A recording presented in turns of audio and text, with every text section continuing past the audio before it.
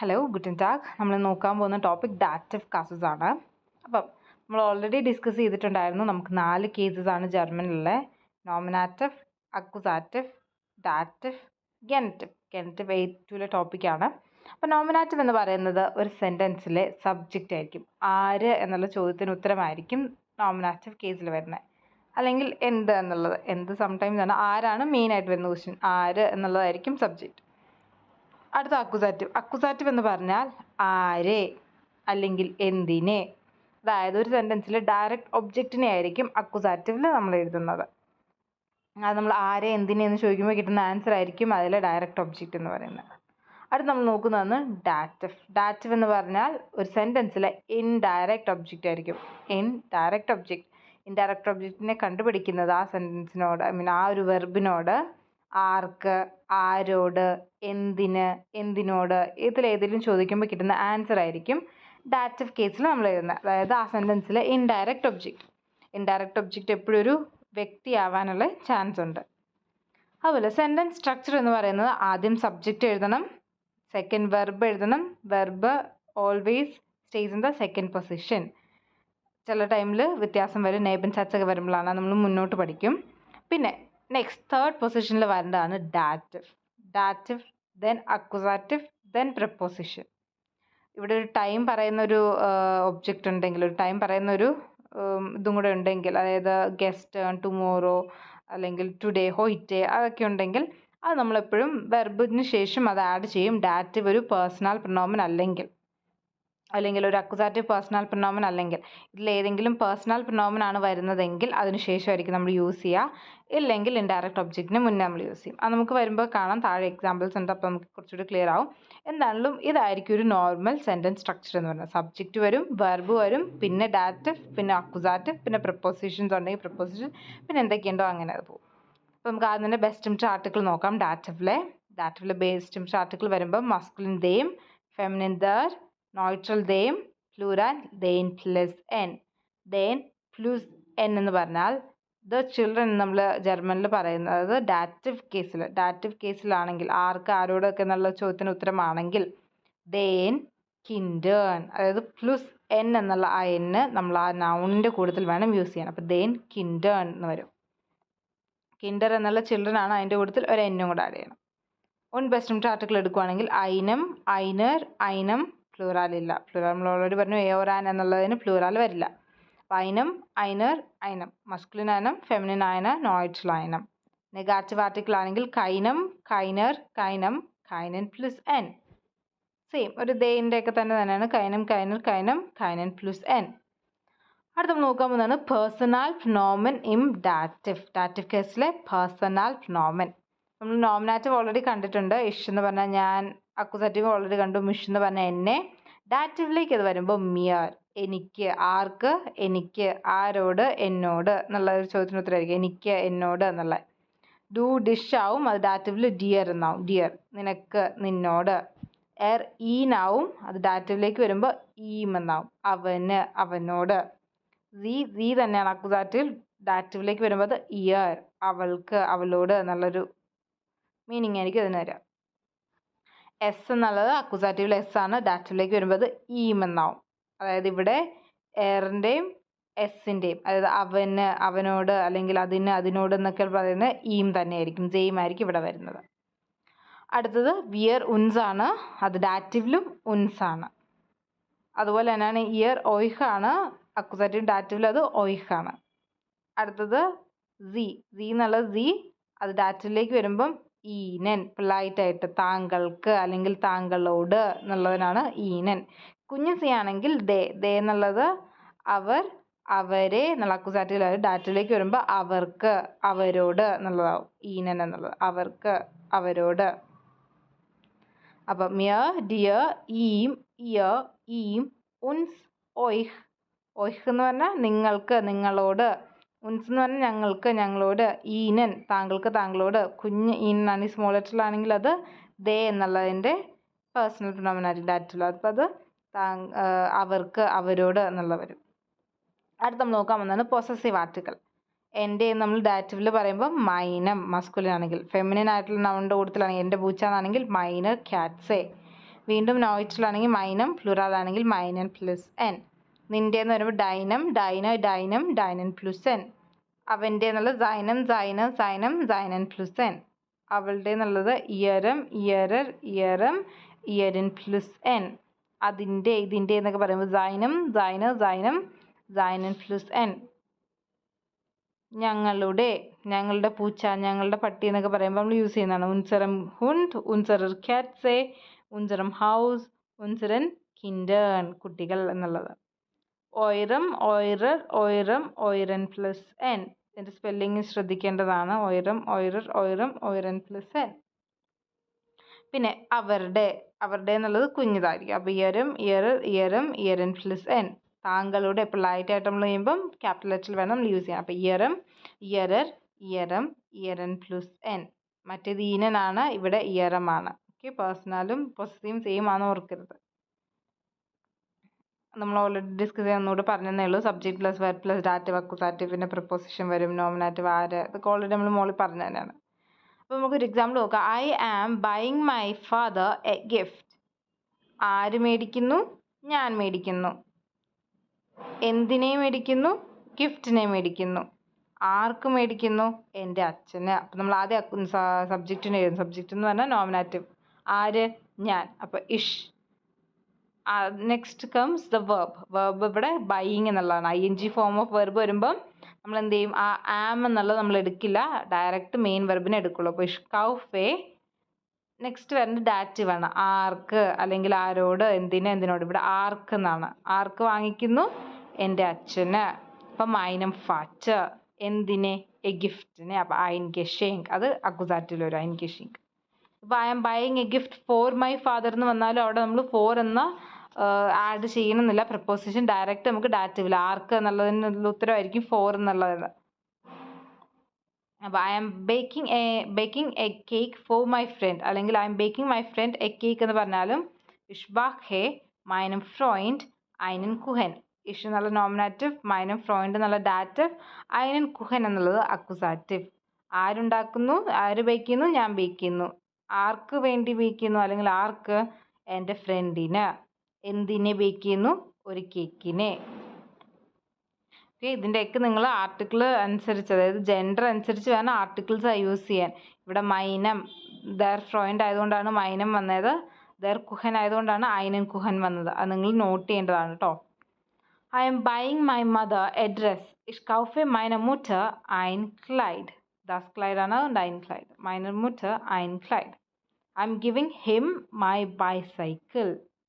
ഇപ്പോൾ I M giving him my bicycle എന്നുള്ളത് ഞാൻ അവന് എൻ്റെ ബൈസൈക്കിൾ നൽകുന്നു. അപ്പോൾ ആര് നൽകുന്നു? ഞാൻ. ആർക്ക്? അവന്. എന്തിനെ? എൻ്റെ ബൈസൈക്കിളിനെ. വിഷ് ഗേബെ ഈം മൈൻ ഫാറാഡ്.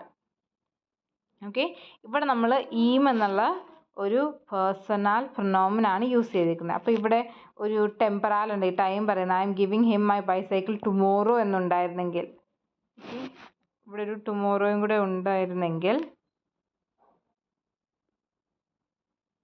നമ്മളത് ഇഷ് ഗേബെ ഈം കഴിഞ്ഞിട്ട് വേണം യൂസ് ചെയ്യാൻ. മോർഗിൻ mine ഫാറാഡ്.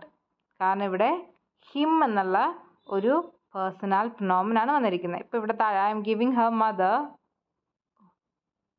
I M giving her money to my brother. I M giving her money to my brother tomorrow. ഞാൻ അവളുടെ പൈസ അവളുടെ ബ്രദറിന് നാളെ കൊടുക്കുവാണ് എന്ന് പറയുവാണെങ്കിൽ ഇവിടെ നമ്മൾ എന്താ, ജസ്റ്റ് ഒരു നൗണിൻ്റെ കൂട്ടത്തിലൊരു പോസസീവ് പ്രൊനൗമിനുമാണ് യൂസ് ചെയ്തേക്കുന്നത്. അപ്പോൾ നമ്മളിവിടെ സി ഗിഫ്റ്റ്, ഇവിടെ ആയിരിക്കും നമ്മൾ മോർഗൻ എന്ന ടുമോറോ ടൈം പറയുന്ന പ്രപ്പോസിഷൻ യൂസ് ചെയ്യുക. അപ്പോൾ മോർഗൻ എന്നുള്ള ഇവിടെ വരും. അപ്പോൾ സി ഗിഫ്റ്റ് മോർഗൻ ഇയറും ബ്രൂഡർ ഇയർ ഗൾഡ്.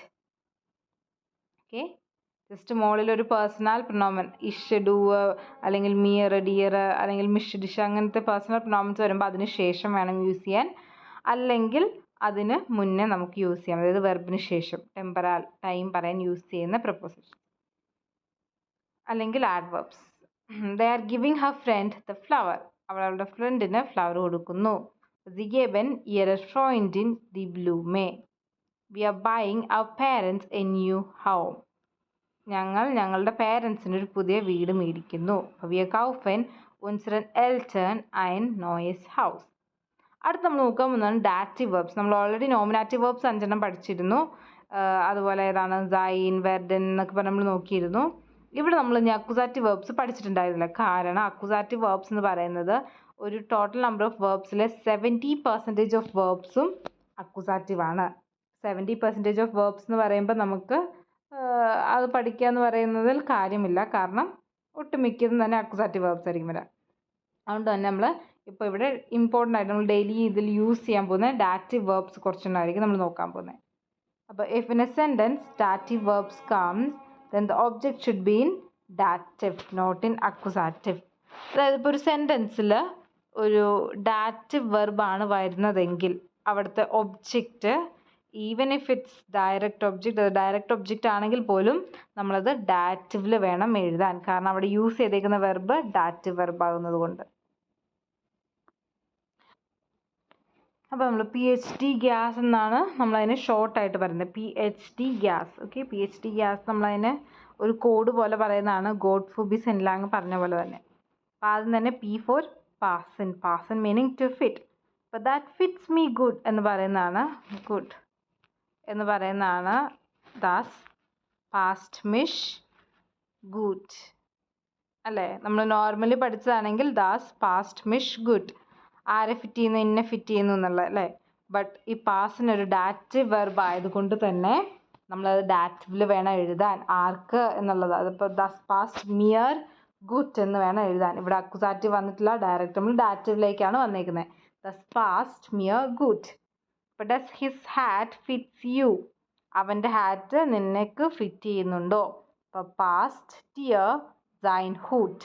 ഇത് നമ്മൾ ഡയറക്റ്റ് ഡേസ് ക്വസ്റ്റ്യൻ ആയതുകൊണ്ട് വെർബിനെ ഫ്രണ്ടിലിട്ട് എഴുതുക. അപ്പോൾ പാസ്റ്റ് ഡിയർ സൈൻ ഹൂട്ട്. അടുത്തത് പാൻറ് ഫിറ്റ്സ് മീ. ദി ഹ്യോസെ പാസ്റ്റ് മിയർ.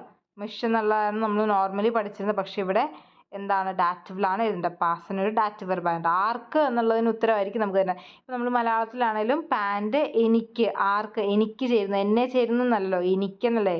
അതുപോലെ തന്നെയാണ് ഇവിടെ. ദി ഹ്യോസെ പാസ്റ്റ് മിയർ. The shirt fits his father. Das Hemd passt seinem Vater. ഡാറ്റീവിലാണ് നമ്മൾ യൂസ് ചെയ്യുന്നത്. seinem Vater. അടുത്ത ഹെൽപ്പിൻ. ഞാൻ നിന്നെ സഹായിക്കുന്നു അല്ലേ? I am helping you. ഞാൻ നിന്നെ. അപ്പോൾ എന്താ?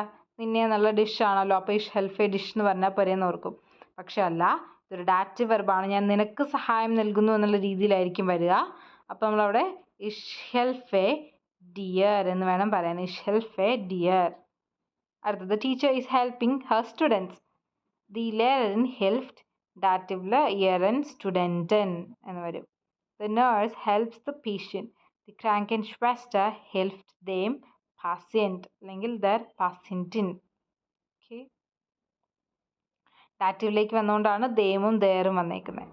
അതുപോലെ ഡാങ്കൻ, പാസൻ, ഹെൽഫിൻ. നെക്സ്റ്റ് കംസ് ഡാങ്കൻ. ഡാങ്കൻ meaning to thank. The patient thanks the nurse. The patient thanked their Krankenschwester. The parents thanked their son. The Eltern danken ihrem Sohn. I am thanking you. Ich danke Ihnen. അടുത്താണ് ഗെഹ്യോരൻ. ഗെഹ്യോരൻ എന്ന് പറഞ്ഞാൽ belongs to എന്നുള്ള വെർബാണ്. Belongs to. The car belongs to me. ദസ് ഔട്ടോ ഗെഹ്യോർട്ട് മിയർ. Das Auto gehört mir. ആര്? ദ കാർ എന്ത് ചെയ്യുന്നു? ഐ മീൻ ആർക്ക് ബിലോങ് ചെയ്യുന്നു? എനിക്ക്. Okay. The pen belongs to your teacher. ആര്? The pen. ആരെന്നല്ല, ഇവിടെ എന്ത് എന്നുള്ള, കാരണം ഒബ്ജക്റ്റ് ആയതുകൊണ്ട് എന്ത് എന്നുള്ളതായിരിക്കും വരിക. അപ്പോൾ എന്ത്? The pen. എന്ത് ബിലോങ് ചെയ്യുന്നു? The pen. ആർക്ക് ബിലോങ് ചെയ്യുന്നു? നിൻ്റെ ടീച്ചറിന് അല്ലെ നിങ്ങളുടെ ടീച്ചറിന്. ഇവിടെ പ്ലൂറലാണ്, നിങ്ങളുടെ എന്നാണ് അടുത്തത്. അപ്പം Der Kuli gehört eurem Lehrer. The shop belongs to our father. Der Laden gehört unserem Vater. Next comes gefallen, to like. Why? I like your car. Ich mag dein Auto. നമ്മൾ നോർമലി പറയും. അത് നമുക്ക് modal വെർബായ യോഗനാണ് നമ്മളവിടെ use ചെയ്തേക്കുന്നത്. അതല്ലാണ്ട് നമുക്ക് ഗെഫാലൻ എന്ന് പറഞ്ഞ വെർബ് യൂസ് ചെയ്യാൻ പറ്റും. അങ്ങനെയാണ് your car is liked by me. നിന്റെ കാർ എനിക്ക് ഇഷ്ടപ്പെട്ടു എന്നുള്ള രീതിയിൽ. അപ്പോൾ ഡൈൻ ഔട്ടോ gefällt mir. Gratulieren, to congratulate. The teacher congratulates her students. Die Lehrerin gratuliert ihrem Student. Next comes schmecken, to taste. The biryani tastes good for me. Das biryani schmeckt mir gut. Okay? In the biryani arc taste ആയിട്ട് തോന്നി? എനിക്ക്. അപ്പോൾ schmeckt mir gut. The apple juice doesn't taste good for us. പിന്നെ ആർക്കാണ്? ഞങ്ങൾക്ക് അല്ലേ. അപ്പോൾ der Apfelsaft schmeckt uns nicht so gut. geben, ich gebe ihnen. ആർക്ക്? അവന് അല്ലെങ്കിൽ താങ്കൾക്ക്. ഇവിടെ നമ്മൾ താങ്കൾക്ക് എന്നാണ് എടുത്തത്, അതുകൊണ്ടാണ് ഈനൻ വന്നത്. ich gebe ihnen. അതുപോലെ വരുന്ന കുറച്ച് ഡാറ്റീവ് വേർബ്സ് ആണിത്. ഇതൊക്കെ നോട്ട് ചെയ്ത് വെക്കുക. നമ്മൾ ആദ്യം പറഞ്ഞ ആ വേർബ്സ് ആണ് ഏറ്റവും കൂടുതൽ യൂസ്ഫുൾ. PhD ഗ്യാസിൻ്റെ ഓക്കെ. ആൻവോട്ടിന് നമ്മൾ പറഞ്ഞില്ല, ആൻവോട്ടിന് വേണ്ടിട്ടോ ടു ആൻസർ. അതുപോലെ ഗ്ലൗബൻ, ടു ബിലീവ്. ബാക്കിയുള്ളതൊക്കെ ജസ്റ്റ് ഒന്ന് നോട്ട് ചെയ്ത് വെക്കുക.